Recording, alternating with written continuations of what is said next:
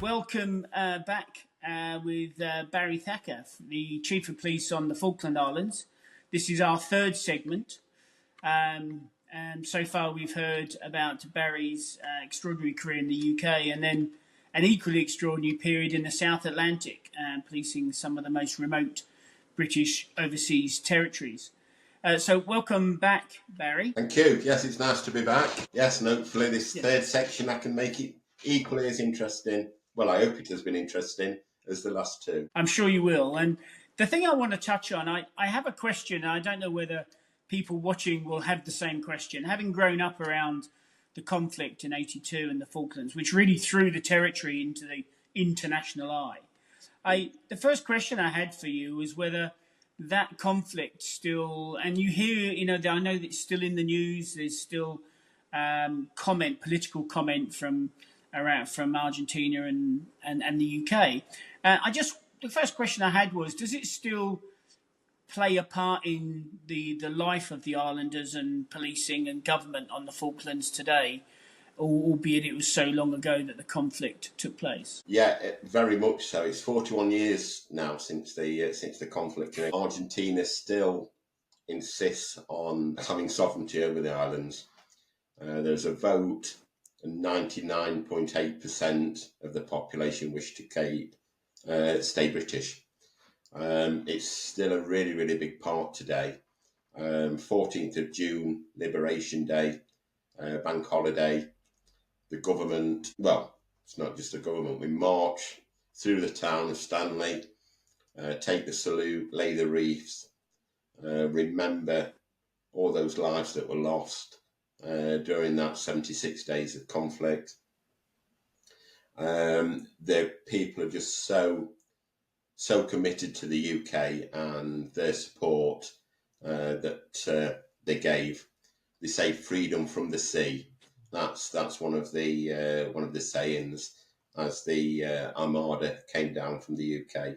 Really big thing.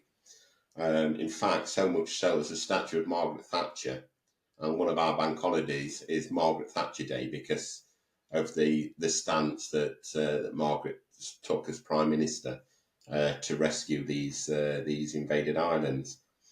And that's something that we have to be sensitive to as police officers. Because it's still affecting people now. There's still people living now that went through horrendous things back in '82. Some of the stories they tell you is just mind-blowing, absolutely mind-blowing. I'm so privileged to have been able to hear their stories. But as a policing, we have to be aware of the effects, the 14th of June, the run up to there, and the effect that people are still having. They still have memories now, still have flashbacks, still struggling, coming to terms with some of the horrendous things that happened to them. And as police officers, we have to just be aware of that and just tailor policing sometimes to take heed of those things that happened. That's fascinating. And I think for me, it highlights one of the things that make the islands so unique with their own history. So thank you for that reflection. I personally found that very interesting, having been into adulthood when the war started and saw the impact. And that kind of then leads me on to the next question, because what's clear upon talking to you is this isn't the UK. So if people watching this had an interest in working on the overseas territories, and you've made a fantastic transition from a great career in the UK and then policing some of the say most challenging and remote territories, what would be your advice to people who are watching this video and watching others from the commissioners from the territories and the chiefs of police? What would be your advice to them when we're looking to think about coming and working on the overseas territories, particularly how they make that transition from a very good career in the UK to policing one of the OTs? Yeah, it is totally different way of life, as you said. I know in some areas of the UK, you press that button on the radio and you've got backup there within minutes. Sometimes our radios don't even work here. So, and even if they did back up, that's it.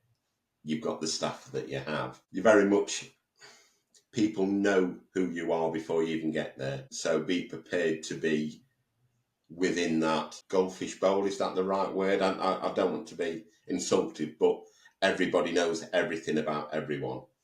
And so be prepared. There's no you can't be anonymous on the islands, because people know what you do off duty, on duty. There's no hiding.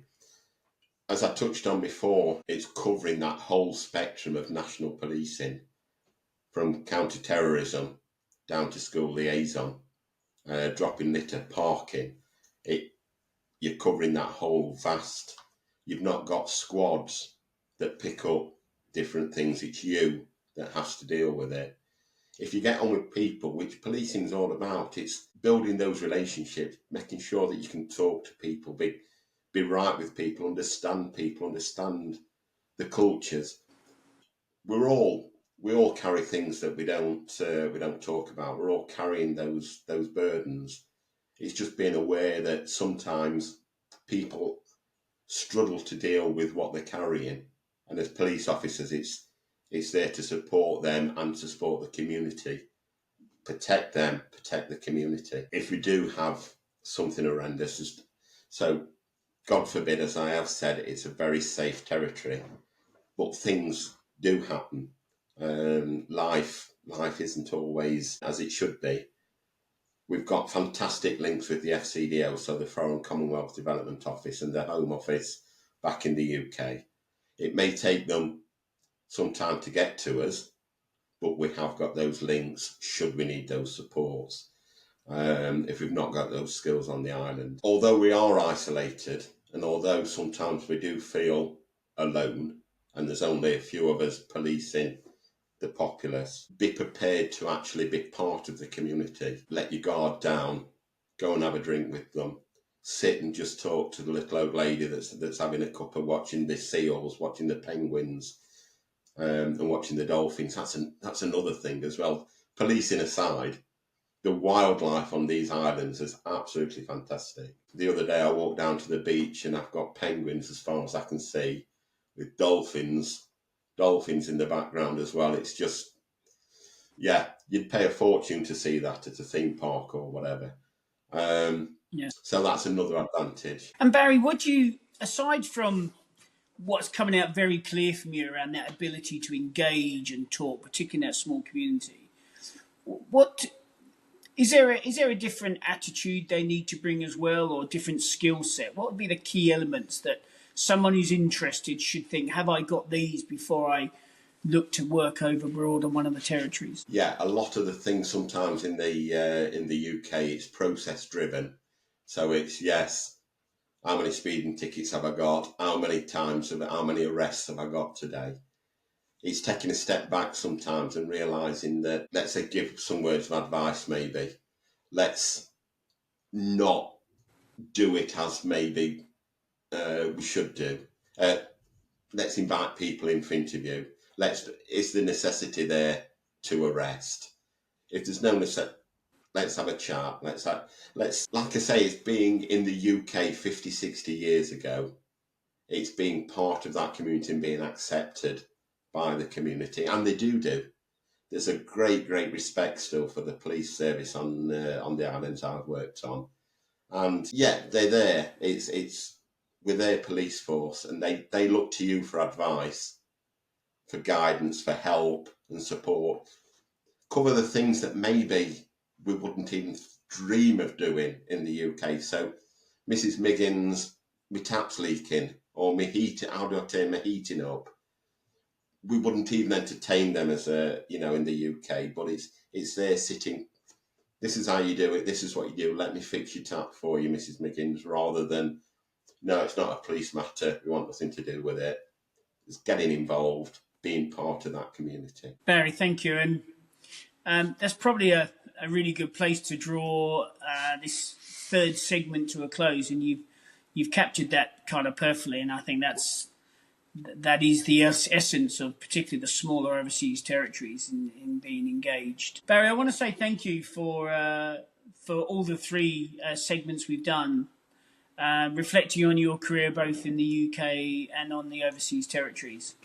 People are going to find it extraordinary. There's elements in there, and we could have gone on to about 10 episodes, I think, in picking out bits you've done. So thank you for an extraordinary career, and also thank you for sharing it with us. And we really appreciate it. And I know you're maybe having some change in the future, and I just want to wish you well for that as well.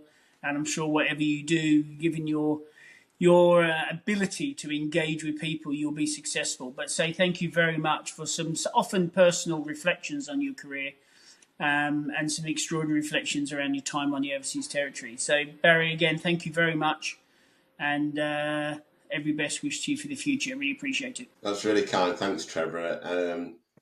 Thanks for the privilege of letting me share my life story, and hopefully encourage others to have such an experience and a wide life experience career that I have. It's been a real privilege. And if the BBC are watching and want a series, then the contract finishes next year. Thanks, Barry. Really appreciate it. All the best. Thank you.